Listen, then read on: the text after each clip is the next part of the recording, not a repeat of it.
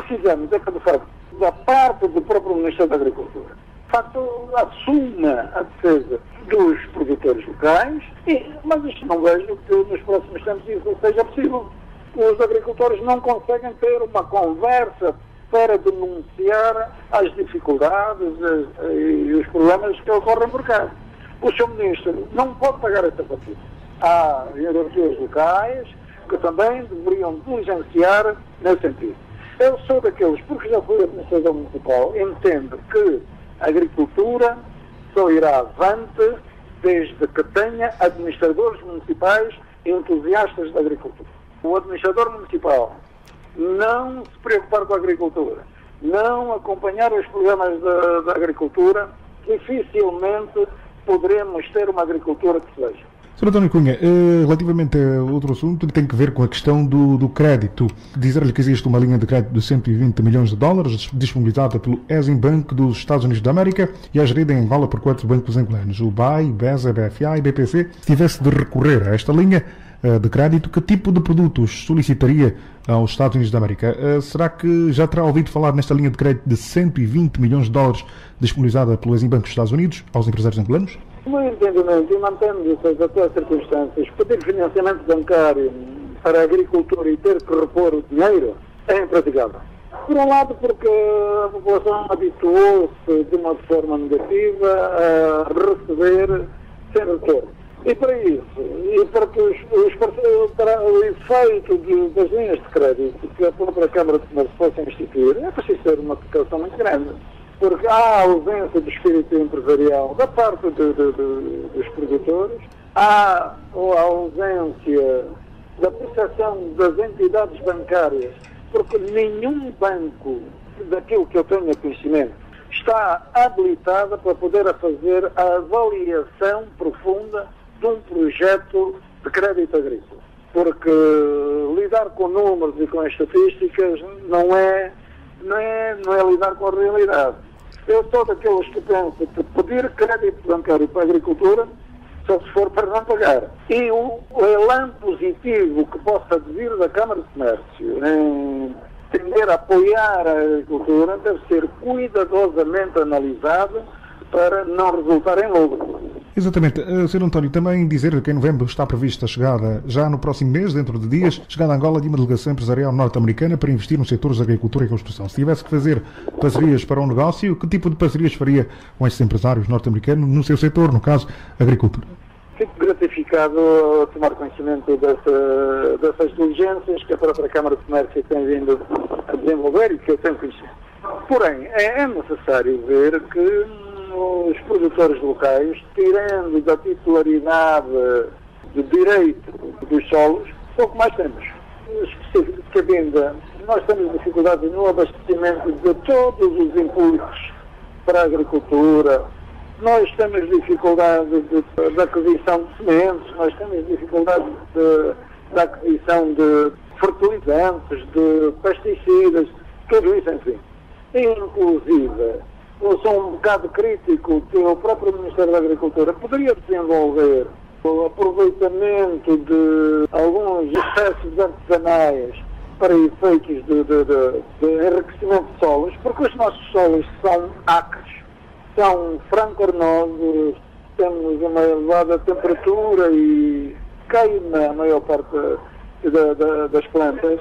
É necessário mudarmos a política dos fertilizantes porque são demasiado caros e os fatores de produção, enquanto estiverem num escalão tão elevado, dificilmente poderemos praticar preços competitivos. A correção dos solos é uma preocupação bastante grande. As estações experimentais deveriam ter a prática continuada da análise de solos e conceder as ratificações. Deixarmos de utilizar o estrumo porque há pouca pecuária prejudica sobremaneira os custos da produção agrícola. Portanto, tudo isso é preciso informar a própria Câmara de Comércio para essas dificuldades, para depois, de facto, concedermos parcerias que devem ser cuidadosamente estudadas para não estarmos a sujeitar ao lucro o entusiasmo que a própria Câmara de Comércio tem. E acho que os empresários que já reconhecem a agricultura devem necessariamente, e aqueles que têm dinheiro para apostar na agricultura, devem necessariamente assumir o controle dos projetos. Não dá, numa primeira fase, deixar que sejamos nós a gerenciar, a tomar o controle desses projetos. Nós queremos que os que vierem primeiro venham resultar na venda de outros, mas que se sintam também satisfeitos e com resultados positivos.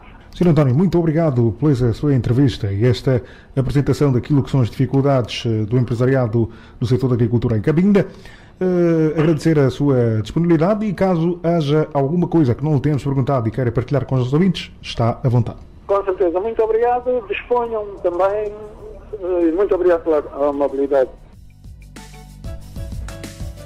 António Cunha, agricultor em Cabinda, afiliado à cooperativa Covata, falando sobre as dificuldades do setor daquela província. O agricultor clama por uma reaproximação da Chevron ao projeto de escoamento da produção agrícola para os campos petrolíferos de Malongo. Um assunto que retomaremos adiante durante a entrevista concedida pela Chevron sobre o seu apoio à agricultura. Numa altura em que são 10 horas e mais 23 minutos, de Cabinda regressamos à província de Luanda para abordarmos um facto histórico. Pela primeira vez na história do país, foram homologadas as contas de várias empresas angolanas. Entre as empresas cujas contas foram homologadas está um dos membros da Câmara de Comércio Estados Unidos da América, Angola, a Sonangol. O ministro da Economia, Abraão Gurgel, procedeu nesta terça-feira em Luanda a assinatura do termo de homologação das contas de 15 empresas do setor público, ato testemunhado pelos respectivos presidentes dos conselhos de administração. Pelo Ministério da Economia foram homologadas a Zona Económica Especial Luanda Bengo EP, dos Petróleos Sociedade Nacional de Combustível de Angola EP, do Comércio Interposto Aduaneiro de Angola EP, Energia e Águas, Empresa de Distribuição de Eletricidade EDEL, Empresa Nacional de Eletricidade NEP, Empresa de Distribuição de Águas EPAL EP, Empresa de Águas e Saneamento de Lubito EASL EP.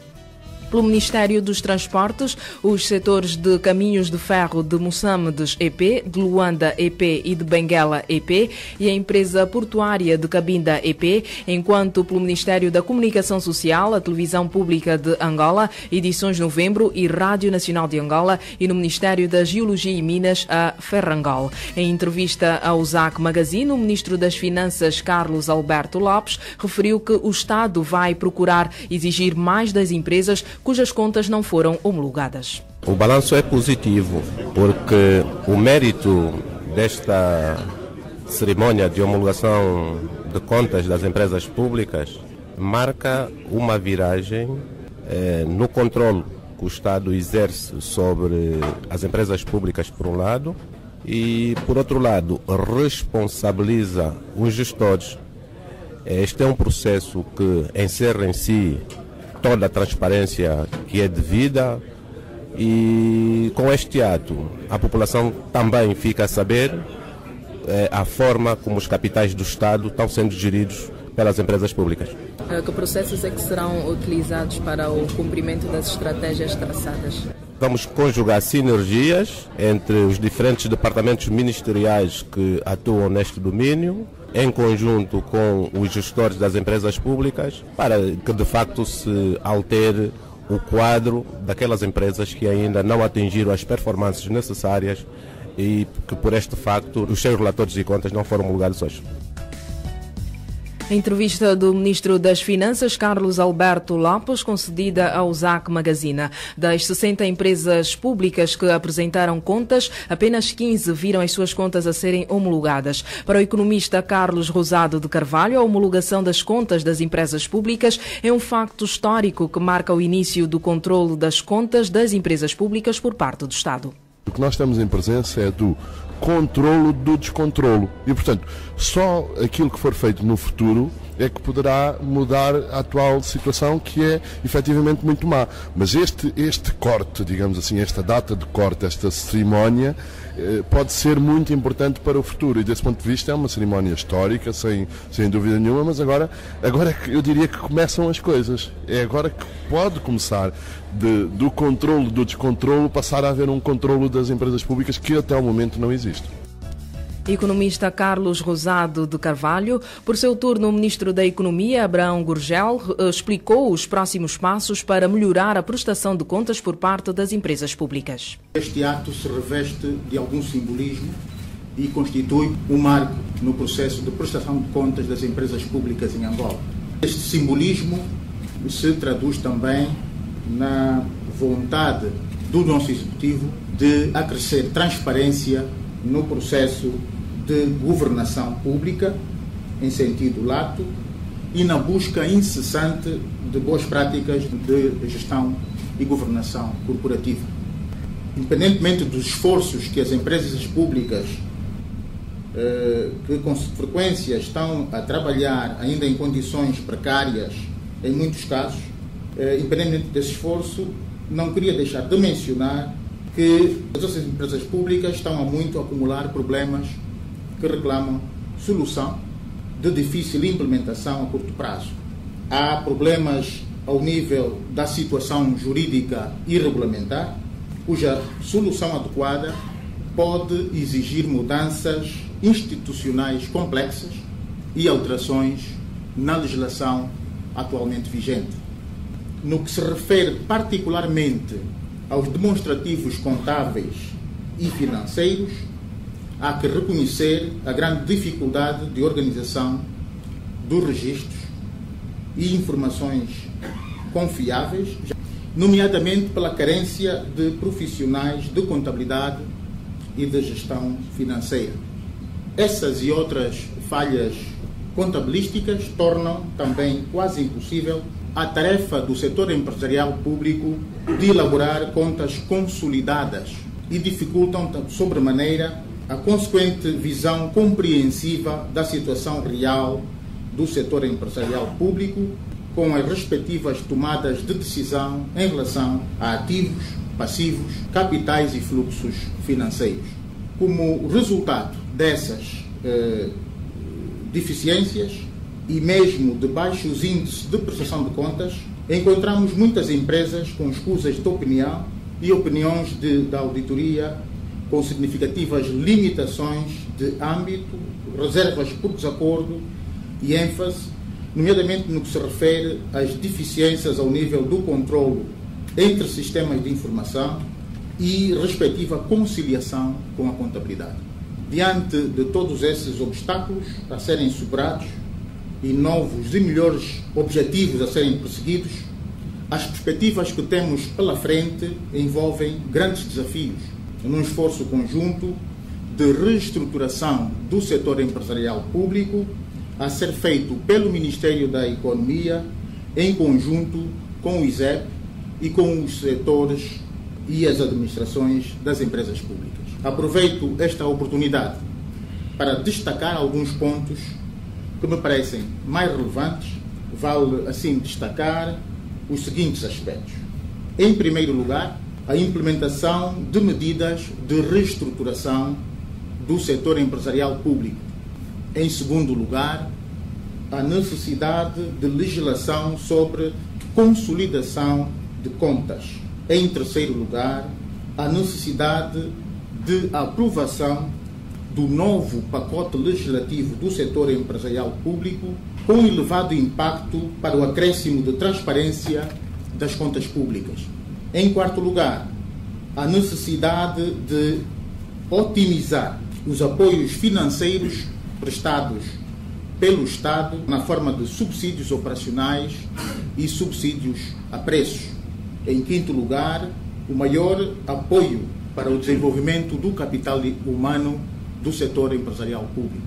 Em sexto lugar, a otimização dos apoios financeiros do Estado para o setor empresarial público. Em sétimo lugar, o redimensionamento do setor empresarial público. Em oitavo lugar, a melhoria do desempenho econômico e financeiro do setor empresarial público. E, finalmente, o maior compromisso por parte dos gestores do setor empresarial público no sentido da melhoria do nível e da qualidade de reporte e do processo de prestação de contas.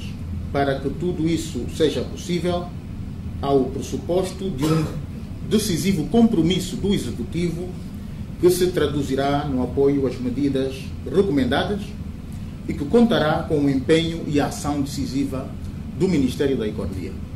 Considero também essencial que se possa ter, num futuro próximo, índices de homologação de contas das empresas bem superiores aos que hoje presenciamos, nomeadamente também as homologações a serem feitas sem reservas.